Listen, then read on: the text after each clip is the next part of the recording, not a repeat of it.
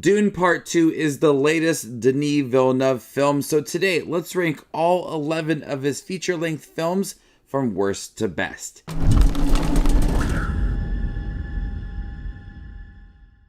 Hey everybody, my name's Justin here. I try to watch everything that hits theaters and on streaming services.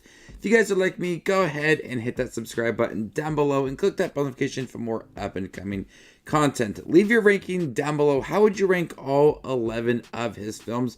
Have you seen all 11 of his movies? A few of these are first time watches for me. I was really excited to see some of his non-English films.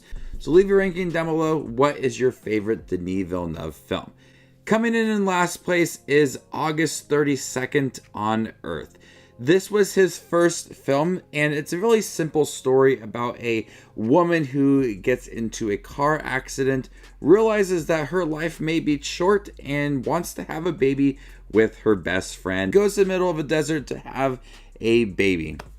It's a really simple story. I wish the film would have really dived deeper into the emotions of this woman wanting to have that baby and all of the trauma that came with it, and then also her best friend. He had feelings for her at one point, diving deeper into that.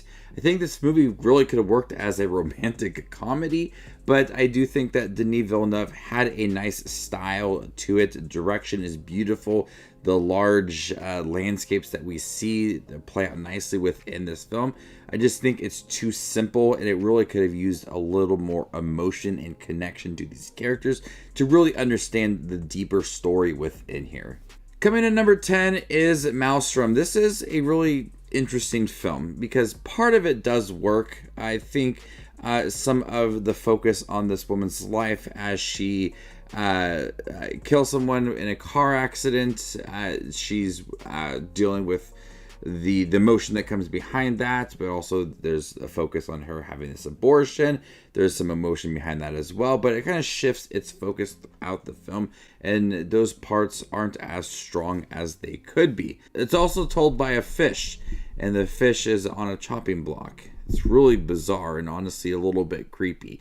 So it has some flair to it. It tries to stand out from other films, and you could see what he's going for. I could see what he's going for within this film. I just think how unclear some of the elements are within the movie. It leaves a little emotion to the character and some connection to her. What she endures throughout the film could be a little bit stronger, but I do think that it is worth a watch, if not only if you're trying to complete his filmography, but just as a film as well. It's interesting. It's the way that the color is in here. It's really dark at times, and it's really hard to get an understanding of what's going on. And there's really like no color within this film. It's really just kind of pale and dark to look at. But Maelstrom, I did appreciate watching. Coming at number 9 is Polytechnique. This was a hard film to watch. It is based on a true story of a school shooting surrounding trying to kill some feminists. Denis Villeneuve approaches this film with care, showing different points of view of this school shooting and giving you raw emotion to it, spending a lot of time with the shooter and some of his motives and leading up to the eventual school shooting. There's that time the movie does take on these different points of view and backtracks itself and leads up to events we have already seen. A more linear focus really could have had some much more emotion to it because it's there, it's raw, it's haunting, it's heartbreaking to watch, and you just feel all of the disaster that was within this film. With bouncing around from different points of view, it's hard to feel some of that emotion as you already saw it, and now it's being repeated in a different way. But I like how the film did wrap up. It's a really heartbreaking film, but he approached it with care. Coming in at number 8 is Incendies. This is a very emotional film, easily his best non-English film. Has a really shocking ending to this movie. But essentially what the story is this woman, she dies, she leaves a letter to her twin children. The letter tells them that they have a brother, and they send them to the Middle East to look for him and learn about their mother's past. We do get all that flashbacks to their mother's past, which is in the midst of a war. It's really devastating. It's hard to watch. A lot of off-screen moments that are very emotional and hard to watch. The whole storyline with the mother and what she endures throughout the film is easily the best part of the film. It's gripping, it's emotional, and when we have the twins that are trying to find their brother, it's an interesting part of the story, but nowhere near as intense or emotional as their mother's storyline. So whenever we see the twins going on this journey to try to find their brother and learn about their mother, I just want to spend more time with that mother, because there's a story about love within there and hatred, and it's just it's a nicely crafted story, and it allows for a lot of the emotional moments to come out. Coming in number 7 is Enemy. Enemy is a really good film. I love Jake Gyllenhaal in here playing 2 separate performances, or how you want to look at it, 1 performance. But this is a really thought-provoking film. It's the kind of film that you could just look at and come up with your own theories about what is going on in the film. Those movies are a lot of fun when you think about how the different things are going on in the movie and how they're connected. But Jake Gyllenhaal is really good in here. Essentially a man that sees another person on a movie that looks exactly like him and then inserts himself into his life. I wish the film would have been a little bit longer, because I think that there's more story that they could tell within this film, but what they do offer is very gripping. It just increasingly gets intense to the very shocking end of this movie. The first time I saw it, I was so surprised with what happened at the end, and still to this day, it really gets to me. But Enemy just builds the intensity throughout. The performances get stronger. It's nicely directed. There's a lot of suspense and chills to this movie. Enemy really did surprise me when I first watched it. It's one of the first Denis Villeneuve film I did see. I didn't see the non-English films before that. So Prisoners and Enemy were like the first ones I saw. And it's still, I remember exactly watching it for the first time. Coming in number 6 is Sicario. Sicario has so many intense action scenes. The scene on the highway, just very memorable action scenes. And they build the suspense so nicely to where you get like this one action scene that you think is going to be the best one of the movie. And then another action scene comes along. But the build up to those has that great payoff. Brutal movie with great performances from Benicio del Toro and Emily Blunt. They just work so well within this movie. Denis Villeneuve is able to just capture the tension in the right moments. If it's not even an action scene, if it's just conversations between people or smaller scenes sprinkled throughout the movie, they have so much intensity and suspense throughout this movie. It's a uniquely crafted action film with enough story and character development to where you care what goes on behind the scenes. So not only with the action, you get a lot of good story and characters throughout Sicario. One of his best. And at number 5 is Arrival. Arrival is a different movie than your typical alien invasion movie where you have aliens that come down to Earth and you have battle between the humans and aliens. This is on a much smaller scale. You have Amy Adams' character that is trying to learn their language and communicate with them. I like the behind the scenes look at when an aliens do come to Earth. And so seeing how her and Jeremy Renner are able to learn about the aliens and communicate with them. I love that development of these characters, and watching slowly how it's affecting her life, and then all the visions that she sees adds a lot to this character and what she's going through.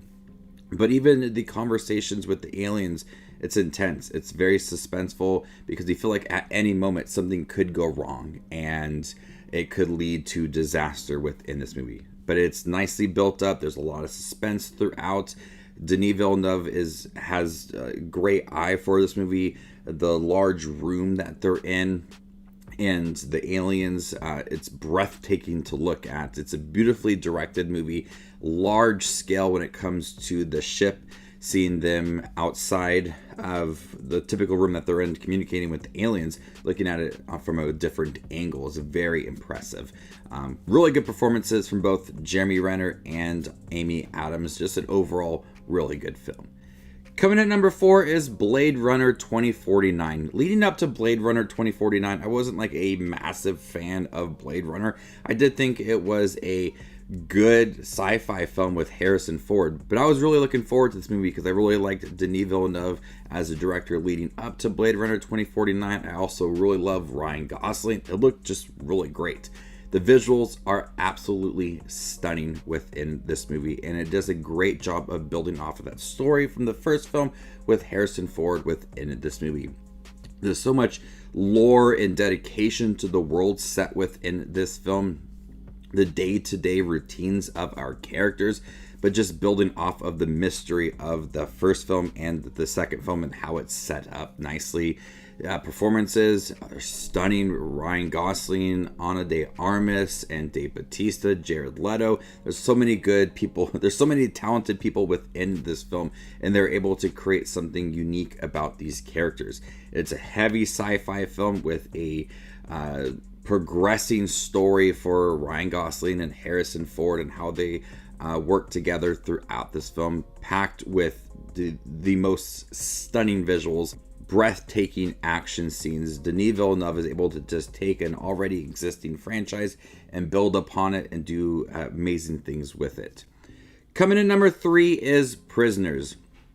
I, now as a father, am able to understand the pure emotion and anger within this film, especially coming from Hugh Jackman as he is trying everything he can to find his daughter within this film. Every single scene that Hugh Jackman is angry, confused, emotional, I feel every single part to it.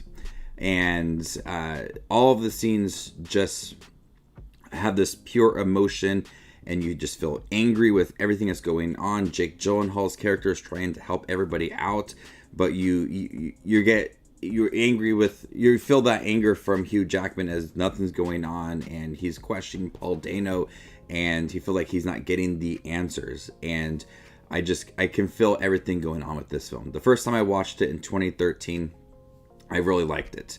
I thought it was nicely directed. Performances were really good. But now as a father of 4 and watching it now, it really gets to me, and it's very emotional to watch.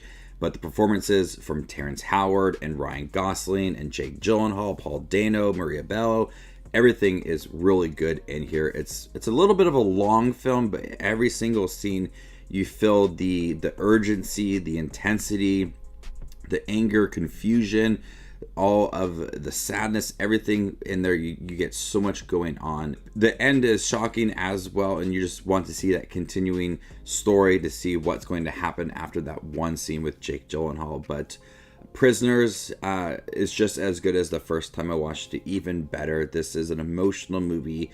It makes you angry. Feel a lot of things within this movie, and easily one of his top films. Coming in second place is Dune. Not knowing too much of the story of Dune, going into Dune and Dune Part Two, I was very curious to see how he would tackle this large world set within this movie film. And I think that Denis Villeneuve does a great job of establishing all of that, building the intrigue, and then having some awesome action scenes and some stunning visuals throughout. These are characters that I'm interested in learning more about, knowing some of the different characters and how they're related. I want to know everything about the world set within Dune. And there's so much lore within here and different technology and the spices, and they added so much to the world set within Dune. But I love some of the smaller aspect to it, some of the houses and how they're ran and the struggle of the characters. I found that to be very interesting set within Dune. And then it leads to Dune Part 2 and having more action and just building off of those characters. But the first ships as well. It is a set up movie, but still really, really great. One of the best films of 2021, and I think his second best movie. But coming in first place is Dune Part 2. I didn't think that Denis Villeneuve was able to top Dune, but he outdoes himself in Dune Part 2. More action, more character development, more understanding of this world. I love the whole Messiah aspect to it. People believing in him that he will lead them to a better life. and then also some Fremen who don't believe in him and they want to feel constrained. But that whole Messiah story takes the bulk of the movie, and easily for me that's the best part. The action is once again the action is still really stunning. There's some brutal action scenes. I loved Austin Butler in here, how he's able to bring some intensity to the role and the character as well. There's a lot of action scenes where I'm just staring at the screen and just so amazed with what is happening. But I love the progression of the story. It just builds the intensity and understanding the characters. I love that Zendaya had a lot more to do in here, but Dune Part 2 really impressed me. Easily so far the best film of 2024 and easily Denis Villeneuve's best film. He really outdoes himself in terms of the visuals, the action, the characters, the story. It's all nicely paced out. You get the understanding of the world and some of the routines and all of that within here. I just loved exploring the world set within it, and I can't wait to see what he does for a third film if he does bring back these characters and directs another Dune film, because there's still more story to tell. And I think he is already got his hand in this franchise, and if someone else came in, it wouldn't be as good because he has his own style to it, understands the big scope of these movies, and does a great job at it. So there you guys have it, all 11 Denis Villeneuve films ranked worst to best. How would you rank them? Let me know in the comment section down below, and stay tuned for more up and coming content like this. My name is Just Watches Movies, and you guys stay classy too.